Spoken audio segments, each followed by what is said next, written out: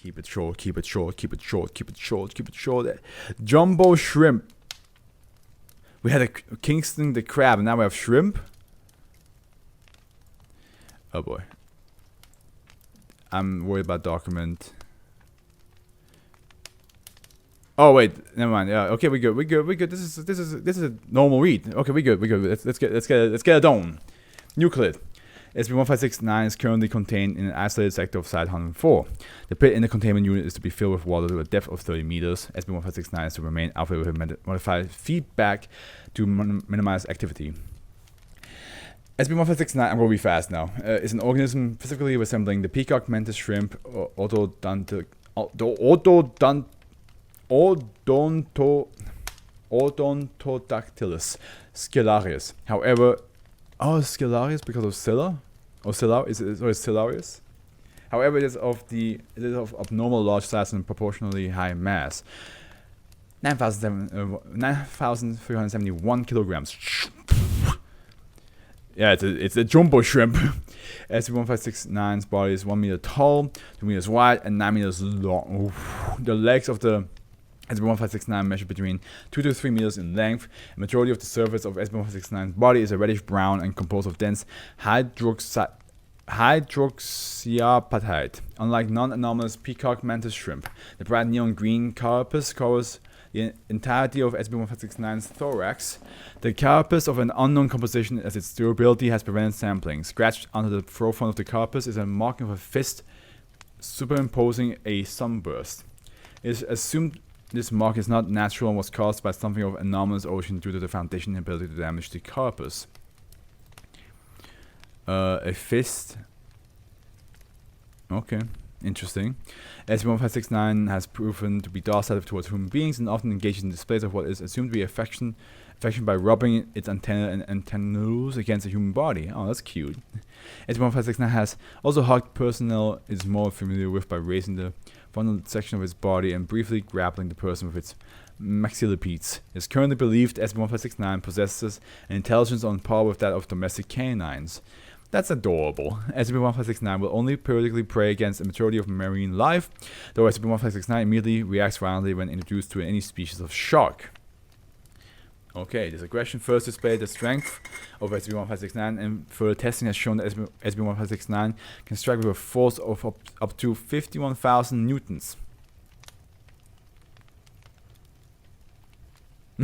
Just having an ice cap zone. Dun dun dun dun dun dun dun, playing as I just process what I just read. It's perfect timing. Like other stomatopods, SCP-1569 is capable of forming cavitation bubbles when underwater with the force of its attacks, distributing a further 51,000 newtons via shockwave. Oh my! So basically, you get smacked with 102,000 newtons of pure force.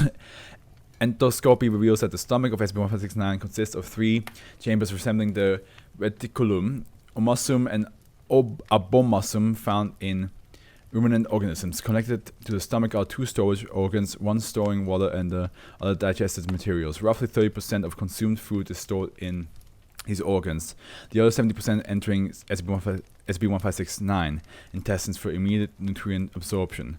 Both of these storage organs possess 3 plated valves, prevented forced endoscopy. One valve connected the organs to the relevant stomach chamber.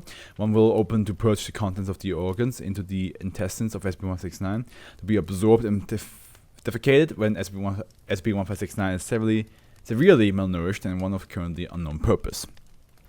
Addendum 1. 3 months after its initial containment, SCP-1569 entered a dormant state. Its carapace retracted to a position to only cover the first 2 thorax segments, revealing a previously undetected male humanoid. What? Henceforth referred to as -1. -1 was clothed in apparel similar to that of body-skin competitive swimwear, with a symbol of a fist superimposing a sunburst on the back. Okay. -1 began yelling in unknown language, a previously undocumented language. See -1. Okay. Like SCP-1329-1 documentation, and moving toward D159612, who had been cleaning the containment unit at the time. -1 was successfully incapacitated and moved into a separate containment unit for examination. Upon discovery, -1 was suffering from malnutrition and had undergone a double ocular enucleation long enough prior to have fully healed. Medical examination showed that -1's esophagus terminates into 2 valves, one to the stomach and the other to the storage organ identical to that found within SCP-1569. Instead of connecting to the small intestine, the stomach connects to the storage organ, which then connects to the small intestine. It is unknown if this digestive system is natural to the species of -1. 6 days after exiting SCP-1569, -1 self-terminated using a molar implant composed of an unknown poison. Okay. It is possible that -1 only revealed itself due to the poor state of health and committed suicide when it realized it would remain in containment indefinitely.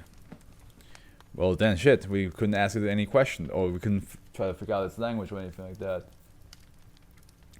SCP-1569 remained in its dormant state, though it could successfully consume material forced into its mouth. Inside the crevice between SCP-1569's body and the interior of its carapace are several tendrils of unknown purpose. D-class testing to determine the function of the tendrils is currently under consideration. I mean, who knows what's going to happen, eh?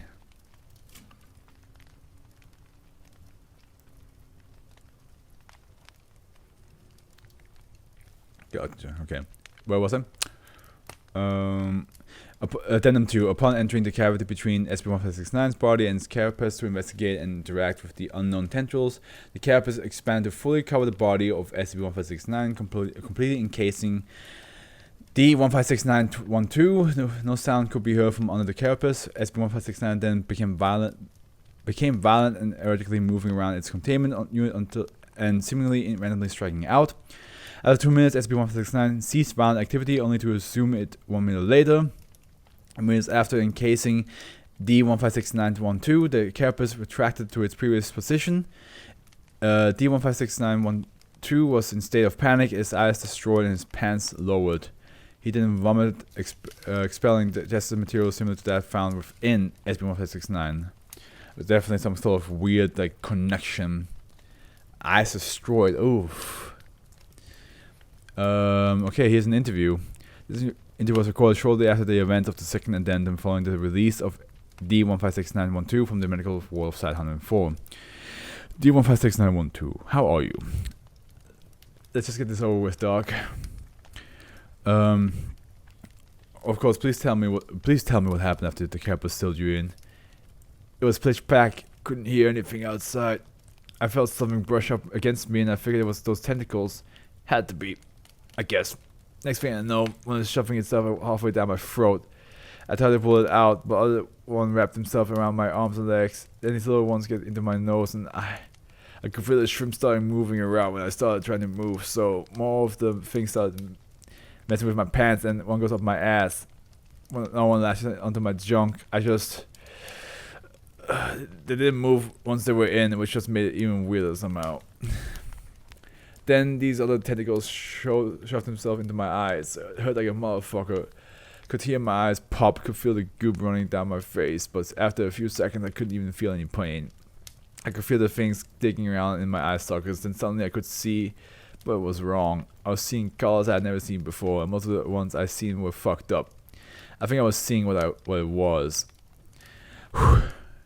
I started to get a handle on things once things stopped sticking into me. Could kind of make it do what I wanted, but at some point that weird mold shit got pumped into my stomach. I freaked out, and after a few seconds the tentacles let me go and the carapace opened up. I got the hell away from the shrimp, puked, and yeah, you guys know the rest. The Foundation is now working on the hypothesis that SCP-1569 is a biological vehicle, possibly designed for underwater combat. The tendrils are theorized to act as a control center for SCP-1569 and a life support system for its operator. SCP-1569 has since left its dormant state, possibly due to malnutrition. While it is still non-hostile towards human, it is no longer engaged in display of affection, suggesting this behavior was caused by -1. But then, if that's the case, then why did -1 not like us when it came out? D-156912 was subsequently administered to Class C amnestics and successfully reintegrated into Site-104 to continue working with SCP-1569. He was informed that he lost his eyes due to the shrapnel caused by the impact of a strike from SCP-1569. D-156912 is suggested to be used for pending tests to confirm current theories concerning SCP-1569's anatomy. Don't put him back in there, please. That would be horrendous after what he had to go through. This was just throw him back into the whole thing. Can you imagine? He tells you all that horrendous, like tentacles going into every orifice, even your eyes and all that shit. And now they're like, that's a tragic story. We might make him do that again. Like, I would hate you for that. I would absolutely hate you for that.